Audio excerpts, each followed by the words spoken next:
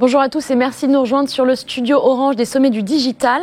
Je rappelle que vous pouvez réagir sur les réseaux sociaux avec le hashtag SOMDIG18TV, SOMDIG18TV. J'ai l'immense plaisir d'accueillir en plateau Pascal Pic. Bonjour et bienvenue. Bonjour, merci de m'inviter. Je vous en prie, vous êtes paléo-anthropologue au Collège de France et vous intervenez en entreprise. Oui. On va en parler. Alors, première question, pourquoi est-ce que vous dites que le digital est darwinien? Qu'est-ce que ça veut dire ? Parce que dans les mondes darwiniens, comme la génétique, donc les gènes ne mutent pas par rapport à un besoin de l'environnement ou à un besoin de votre organisme. Donc ils mutent par eux-mêmes. Et après ça, cette mutation, si elle n'est pas sélectionnée, ne va rien changer. Si elle est sélectionnée, ça peut changer beaucoup de choses, en bien ou en mal, d'ailleurs.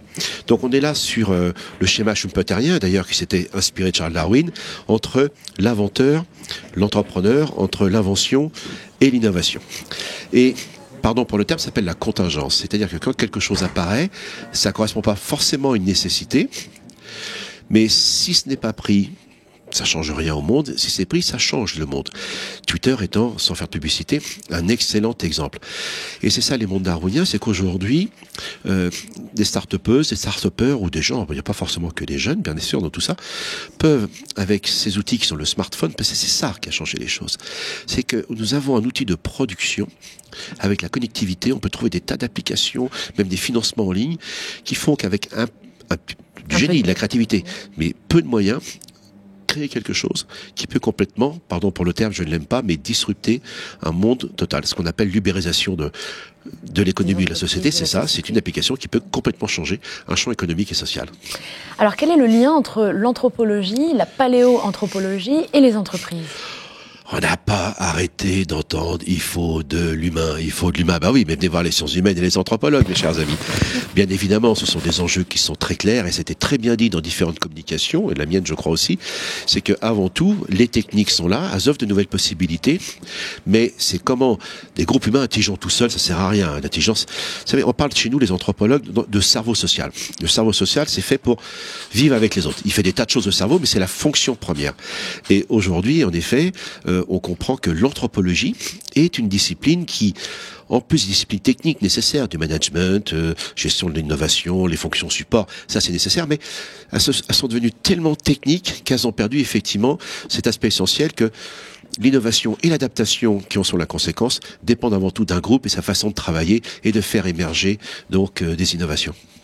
Stéphane Mallard, qui est un spécialiste de l'intelligence artificielle, nous a dit ce matin qu'il fallait apprendre aux singes à parler. Pourquoi est-ce qu'il faut revenir aux grands singes, selon vous ? Alors, c'est pas y revenir. Nous sommes encore des grands singes. Allez vous voir dans la glace. Ou regardez-moi, tout simplement. Et plus sérieusement, oui, c'est bien ça. Je vous cite une étude très rapide. On s'est posé la question chez mes collègues éthologues, donc, qui étudient le comportement. Quels sont les groupes qui innovent ? Donc la question, c'est pas de savoir si c'est les chimpanzés, les babouins, les macaques ou les autres, mais 78 populations de 24 espèces, dont l'homme. Et on s'est aperçu que, indépendamment de l'espèce, vous en avez qui sont dans des structures top-bottom, rigides, le statut qui est prioritaire, avec du népotisme, parce que quand vous voulez vous rassurer dans un statut, indépendamment de vos compétences, il faut des gens comme vous autour de vous. Donc, je rappelle qu'il y a toujours des macaques. Et ceux-là... lorsqu'ils sont sur une position de leadership, ça va plus vite. Mais si le virage commence à tourner, ils peuvent pas s'adapter. Et là, on va trouver les chimpanzés. Et les chimpanzés sont des espèces qui utilisent les principes de l'entreprise libérée, avec du leadership, voir les compétences chez les autres, comment on est capable de reconnaître, même chez un subalterne, des compétences qui servent le groupe et le reconnaître à cet égard. Et voilà, il y a ces deux grandes typologies sont là. Maintenant, apprendre à parler aux singes, je vais vous raconter une petite anecdote.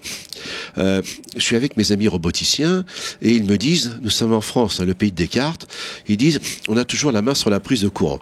Ils peuvent toujours courir, les gars. Ça vaut pour une grosse machine toute seule.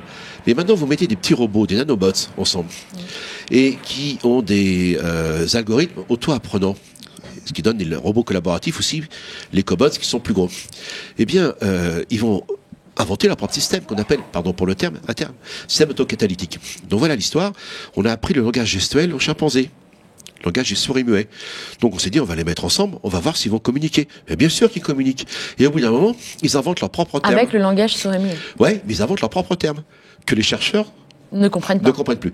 Donc, c'est ça qu'il faut comprendre. Dans le monde d'aujourd'hui, ce monde darwinien, c'est exactement comme un système écologique. Alors justement, comment est-ce que Darwin, d'après vous, aurait appréhendé la vitesse à laquelle on vit aujourd'hui? Ah, là, vous nous touchez au fond du cœur. Moi, j'adore tellement Darwin.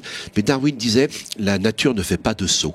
Il pensait que c'était du gradualisme. C'est-à-dire que, comme dans l'idéologie de progrès, c'était qu'on invente, on accumule. C'est la théorie des acquis chez nous, hein, en France. Et puis, on met une couche mieux. Et donc, ça va toujours s'améliorer et c'est sans fin. Alors, on sait maintenant, ça n'est pas en cause Darwin, mais que la nature peut faire des sauts. On appelle ça chez nous les équilibres ponctués, ou les temporalités de l'évolution. Et l'évolution, c'est par un long fleuve tranquille, progressiste, comme on l'a appris d'ailleurs. Hein. C'est des périodes de relative stabilité, des périodes de progrès, et avec des grandes ruptures qu'on appelle les ponctuations, c'est les équilibres ponctués. Et aujourd'hui, ce que l'on sait, Karl Marx, Joseph Schumpeter et Philippe Aghion du Collège de France, que les principales causes de changement de nos sociétés sont endogènes, c'est les technologies et aujourd'hui c'est le numérique. Est-ce qu'on n'est pas en train de revivre les grands débats évolutionnistes en ce qui concerne l'innovation? Darwin ou Lamarck? Bien sûr, nous sortons d'un monde lamarckien. Il n'y a que les sociétés humaines qui peuvent faire cela, c'est-à-dire le monde de Lamarck. On essaye de comprendre l'environnement, ses facteurs, ses stimuli, et de stimuler notre créativité pour y répondre. Ça, il n'y a que les humains qui le font. Par contre, ce qui a fait ses preuves depuis 2 siècles, je trouve confronté à ces changements darwiniens que nous venons d'évoquer, auquel cas l'innovation n'est plus active. Lamarck, ça veut dire je perçois les facteurs, je réponds. Donc c'est l'innovation active, stimulée. C'est du behaviorisme, intelligent certes. Chez Darwin, on ne se pose pas de la question de savoir si ce qu'on va inventer ou créer va servir à quelque chose. Donc on invente. Après on sélectionne. Et après, on développe et on retrouve la marque. Et c'est bien ça qu'il faut bien comprendre pour les managers d'innovation. Stimuler les équipes pour leur dire sortez des idées, lâchez-vous, soyez dans l'émergence. Aucune idée ni bonne ni mauvaise. Je vais vous donner un exemple. Ça s'appelle Gorilla Glass en anglais, les vitres des gorilles. Je ne pouvais pas louper ce machin-là.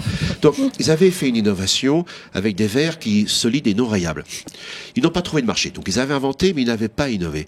Et un jour, qui vient frapper à leur pote? Monsieur Steve Jobs. Et à partir de là, cette invention, qui était une excellente idée, est passée de l'invention au statut de l'innovation. C'est ça un monde darwinien. Donc Darwin. Donc Darwin, évidemment. Je n'en entendais pas moins. Quel conseil, je l'ai dit en introduction, vous allez très régulièrement, vous intervenez très régulièrement en entreprise. Quel conseil est-ce que vous leur donnez quand vous les rencontrez? Premièrement, nous sommes dans un monde darwinien, donc il faut répondre par la diversité et les mécanismes darwiniens. Première clé, la diversité. Au sein de l'entreprise. Au sein de l'entreprise. Au sein des équipes. Au sein des équipes. Deuxièmement, on a des injonctions morales ou incitatives, voire légales, à la diversité. Alors, vous prenez des gens, vous les mettez sur la photo, ça sert à rien. Ce qu'il faut, c'est la deuxième étape, l'organisation. Comment se rencontrent les diversités? Comment on met en place des modularités où, indépendamment des compétences et des statuts dans l'entreprise, on met des Darwin Labs, c'est-à-dire où les gens vont se lâcher et faire émerger des choses. Et troisièmement, l'environnement. Franchement, j'entends des critiques sur le projet de M. Macron de mettre des problématiques RSE au sein des entreprises. C'est la clé aujourd'hui. On parle de quête de sens, les philosophes en parlent, c'est ça bien, mais c'est ça, mettre des valeurs partagées. Et donc, regardez l'environnement, et ce qui veut dire que même la compétition entre les entreprises a complètement changé. Un système de valeurs partagées, par exemple, je ne vais pas citer de marque, mais de grandes entreprises de la distribution aux États-Unis sont aperçues qu'elles avaient des problèmes de disponibilité de matières premières pour des emballages biodégradables. Elles sont mises avec leurs concurrents, les ONG, les collectivités locales, ont complètement réorganisé l'écosystème et après que le meilleur gagne. Mais le gâteau est beaucoup plus gros, donc tout le monde y gagne. Et donc c'est pour ça qu'aujourd'hui, l'environnement est là. Mais on est dans des entreprises fluides. C'est un concept que je prends à Zygmunt Bauman. C'est-à-dire qu'aujourd'hui, les flux numériques fait que c'est plus B2B, B2C, C2C, c'est tout ça. Même les clients vont être dans l'entreprise, participer au processus, vous apporter même des innovations. On a des tas d'exemples.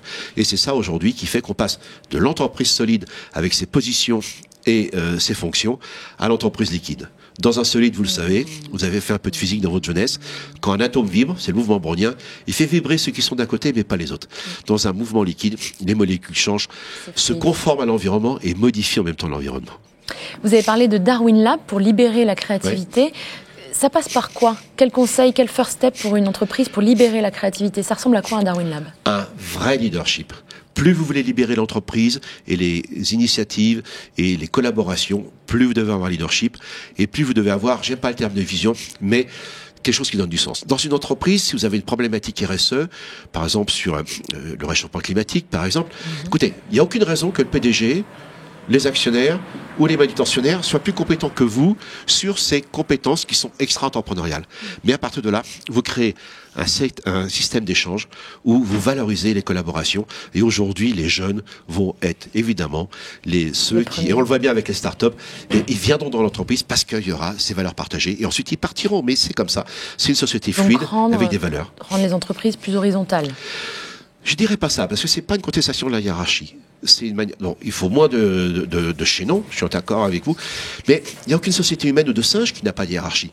La vraie question, c'est comment va s'exprimer cette hiérarchie. C'est ça la vraie question, et que nous apporte le grand singe. Peut-être sortir de la subordination pour rentrer dans un peu plus de coopération. Absolument. Et sur des modes de compétences partagées. C'est-à-dire que les chimpanzés nous apprennent des choses. Enfin, pas tous d'ailleurs. Hein. C'est-à-dire que les chimpanzés sont d'excellents chasseurs. Donc, ils viennent de manger, ils voient passer des singes colobes, qui sont de très beaux singes, noirs et blancs, mais qui mangent des feuilles. Donc, c'est une autre espèce. Et là, ils viennent de manger, donc ils n'ont pas faim. C'est pas une nécessité. Donc c'est avant tout ludique et social. Voilà, première condition de l'innovation. Ils disent, tiens, voilà le dessert. Mais ils savent que parmi eux, tel mâle ou telle femelle, ce mâle est plus compétent pour diriger la chasse. Donc même les leaders, c'est-à-dire ceux qui ont un statut de dominant, les alphas, les bêtas, eh bien se mettront sur son leadership de compétences. Il va attraper la proie, ce mâle qui est reconnu pour ses compétences, et là il va devenir la puissance invitante. Même les dominants accepteront qu'ils prennent la part du chef qui est la langue et la cervelle. C'est du bon sens en fait. C'est du bon sens et tous, il y aura une équité. Donc nous passons d'un monde qui n'est plus celui que la rémunération et la reconnaissance par le statut, mais un monde de la reconnaissance des compétences aussi par l'équité. Ce n'est plus l'égalité, c'est un monde d'équité. Dernière question très rapide. Ouais. Quelles sont les entreprises qui vont survivre ? Celles qui, d'une part, auront, je me répète, pardonnez-moi, de la diversité, d'organisation, de mettre en place de la coépétition dans le système coévolutif. Et c'est quoi un système coévolutif ? Du temps des dinosaures, chacun faisait son job de son côté. Les dinosaures, les reptiles, les mammifères. Arrive l'ère tertiaire, il y a 50 millions d'années, les forêts se déploient. Et là, les insectes butineurs, évidemment, n'ont pas conscience qu'ils butinent des fleurs, mais à rendre service gratuit aux fleurs. Après, les fleurs fécondées deviennent des fruits. Qui arrivent, c'est les singes, qui vont manger ces fruits et les distribuer avec leurs fesses, donc leurs excréments. Ma chère madame, chers auditeurs, chères auditrices, à partir du moment où dans un écosystème, des acteurs, en veillant leurs intérêts, en faisant plaisir, c'est bon de manger un fruit, se rendent des services gratuits, la biodiversité est multipliée par 10, le système est plus résilient et plus innovateur. Soyez darwiniens. Merci infiniment Pascal Pic. Et restez avec nous, on retrouve tout de suite Pascal Cube, un autre Pascal. À très vite. Très bien.